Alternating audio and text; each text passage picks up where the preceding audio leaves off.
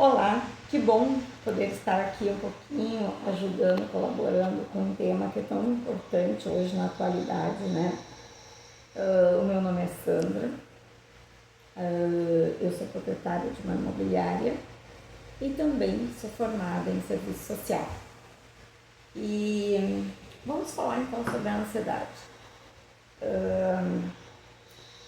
Eu tive um diagnóstico de ansiedade, né? Eu acho que faz um ano que eu tive crises em que eu fui parar no hospital. E o que eu posso falar da ansiedade? Gente, a primeira coisa que a gente ouve assim, a ansiedade é falta de Deus. Não é falta de Deus, a gente busca muito a Deus. A pessoa ansiosa, ela busca muito a Deus. A primeira coisa. Segunda coisa, as pessoas acham que é frescura, que é para chamar atenção. Gente, a ansiedade não é frescura. A ansiedade é uma doença, como outras também, como estresse, depressão, né? A ansiedade também é uma doença e deve ser tratada como tal. Como que a gente busca tratamento? Muita fé, muita busca em Deus, mas também com profissionais, medicamentos. Uma das coisas que eu ouvi dias atrás, até em uma ministração de um pastor, que as pessoas dizem assim, pensam, né, de modo erroneamente, em que as doenças daqui para baixo, tu vai no médico para ser tratadas, mas daqui para cima, aí é falta de Deus. Não, gente, não. Eu até fiz umas anotações aqui e eu vi uma pergunta muito bacana. O crente cheio de Espírito Santo pode ter depressão e ansiedade? Sim. São doenças, hoje é doença, gente, é uma doença que deve ser tratada. E um crente pode ter problema de coração, um crente pode ter pressão alta, pode, não é? Então a gente é uma doença como qualquer outra e deve ser tratada, né? Precisa ser tratada como tal, né? Com remédios, terapia e muita fé, tá? Vemos atualmente um grande preconceito, então, em cima desse adoecimento mental, que hoje afeta 49% da população, principalmente pós-pandemia, né? Em que as pessoas tinham medo de morrer, o luto, né? Foi um luto diferente de tu não poder enterrar teus entes queridos. Então, pós-pandemia, cientificamente, foi comprovadamente, né? A gente conseguiu ver que aumentou muito o número de casos de adoecimentos mentais. O estresse infarta e mata, a depressão infarta e mata e a ansiedade infarta e mata. Como que não pode, não é vista como uma doença, né? E a ansiedade, no meu caso, muitas vezes ela pode ser cruel. O sentimento que a gente tem dentro da gente, né, pode ser muito cruel conosco, né? Porque a pessoa que sofre de ansiedade, geralmente ela pensa mais nos outros do que nela mesma, né? Ela sofre mais pelos outros do que com ela mesma. Então, muitas vezes as pessoas que estão à nossa volta, não por falta, não por maldade, mas por falta de conhecimento mesmo, não sabem tratar, não sabem nos ajudar nos momentos de crise, né? E nos momentos de crise que a gente precisa, não é dedo apontado dizendo para chamar atenção, que é frescura, que é falta de Deus e não. E sim, a gente precisa de um acolhimento. É o momento em que as pessoas à nossa volta devem nos acolher, né? Outra coisa que eu acho que é importante é falar que muitas vezes a nossa alma, a alma de alguém que tem ansiedade, sangra por dentro. E é uma doença que não está escancarada. Um câncer tem um diagnóstico que as pessoas respeitam, né? Que tem que tratar o câncer, tem que fazer quimioterapia, radioterapia, e a ansiedade, não. Ela, muitas vezes, ela é tratada de uma forma inclusive preconceituosa.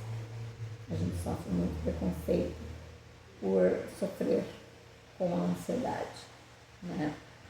Eu fiz algumas anotações e vou, inclusive, para não esquecer, né? Então, gente, o que eu venho falando, que a gente acorda, a gente não diz assim, ó, hoje eu vou acordar, eu vou ter dor no peito, eu vou ter falta de ar, eu vou ter a sensação de morte, que são algumas coisas, alguns sintomas que a ansiedade nos traz, eu vou para o hospital achando que eu estou infartando, né? Eu vou ficar 3, 4, 5 horas no hospital, então não é uma escolha, a gente não escolhe. E eu vejo muitas vezes as pessoas erroneamente também dizendo assim, ó, o ansioso ele se preocupa com o amanhã, gente, não é. Às vezes a gente não tem preocupação nenhuma e de repente vem aquela sensação, aquela angústia, que é muita angústia, né? E embora a gente ore bastante, a gente busque Deus, então, repetindo, não é falta de Deus. Não é falta de Deus, a ansiedade não é falta de Deus. A gente não consegue controlar, né? Então, por isso que a gente precisa de muita ajuda. Então, o preconceito faz que muitas pessoas não buscam essa ajuda necessária para trazer a cura, para buscar cura para essa doença. E com isso, essa falta de empatia, essa falta de conhecimento acerca desses adoecimentos mentais tem levado muitas pessoas à morte. A população está se suicidando. 90% dos suicídios têm a ver com adoecimento mental e muitas vezes as pessoas elas pedem socorro. Só que as pessoas na volta, família, amigos, não se atentam a esse pedido de socorro e acabam negligenciando, né, aquele pedido de socorro e a pessoa acaba se suicidando, né, indo ao extremo de tirar a própria vida. Então, uma das coisas que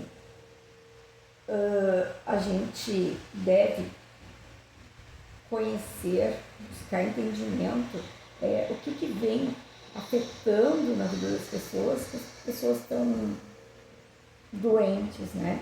Por que as pessoas estão morrendo? Não só, às vezes tu vê assim, a pessoa, fulano lá, infartou, né? E como eu já falei aqui, o infarto, a depressão, a ansiedade, o estresse, o infarto em mata, né? Então, eu acho que é preciso, é uma temática muito dinâmica que a gente não pode parar por aqui. Eu acho que precisa ser falada, é um tema que precisa ser falado, ser muito discutido, porque muitas pessoas, inclusive no momento que tu escuta assim, é falta de Deus, é frescura, a pessoa quer chamar atenção, tu acaba botando a tua dor, e a tua dor chega a sangrar dentro do peito. E quando ela não dá conta, dentro do nosso peito, dentro da alma, a nossa alma sangra dentro da alma, ela começa a sair para fora em forma de doenças. Então tem que tomar muito cuidado, né, sobre o adoecimento mental, que é muito perigoso.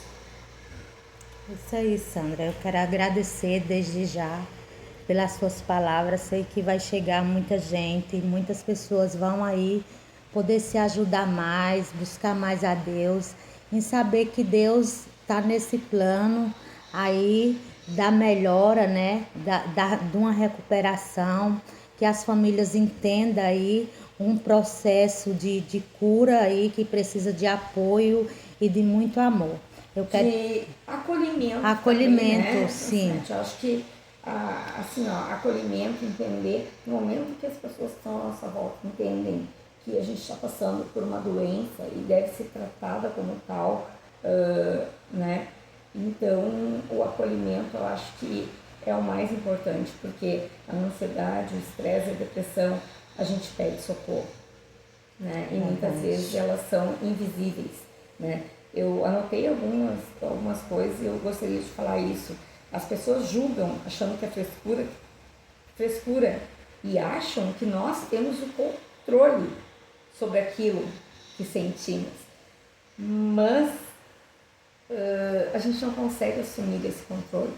Né? É uma coisa que vem e a gente não consegue, mesmo a gente buscando muito a Deus, é uma coisa muito além, a gente não consegue, né? Muito além, que eu digo assim, é uma coisa que dá e tu vai para o hospital orando, tu vai para o hospital buscando, mas é uma coisa que a gente sente, não tem como controlar, e as pessoas, na sua ignorância, aquela ignorância de não ter conhecimento mesmo, acabam achando que é frescura, e isso piora muito o nosso quadro.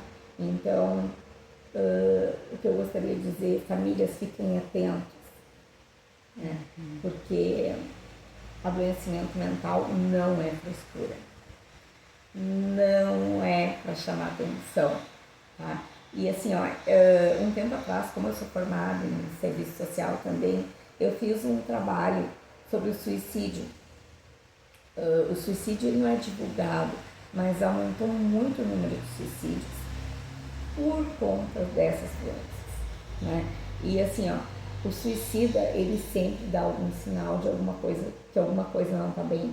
E às vezes as pessoas próximas não veem que não está bem, a família, os amigos não veem que essa pessoa está pedindo socorro de alguma forma, que atrás de um sorriso, né? Porque já que existe muito preconceito sobre essas doenças, a gente acaba sorrindo e às vezes por dentro a gente está quebrado, né? Então as pessoas acabam não buscando ajuda, não tendo o acolhimento necessário e acabam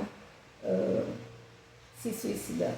Então, e o suicídio, assim, afeta depois muito as pessoas que estão próximas.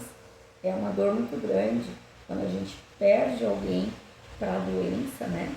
E as pessoas que estão na volta, o impacto do suicídio nas pessoas, da família, dentro da família, das pessoas que estão na volta, é muito grande, né? Porque acabam se culpando. Eu não vi que a pessoa estava pedindo socorro, eu não vi, realmente ela falou, a gente, né, não deu bola, e isso impacta muito depois na vida do familiar do suicida. Então é importante a gente combater, e é um tema que a gente não pode parar, não podemos parar de falar. É uma temática que tem que estar sempre falando sobre isso, para que as pessoas entendam da necessidade de ajudar as pessoas com adoecimento e também compreender e tirar essas frases do vocabulário, né, que a gente não tem Deus, que é frescura, que é para chamar atenção.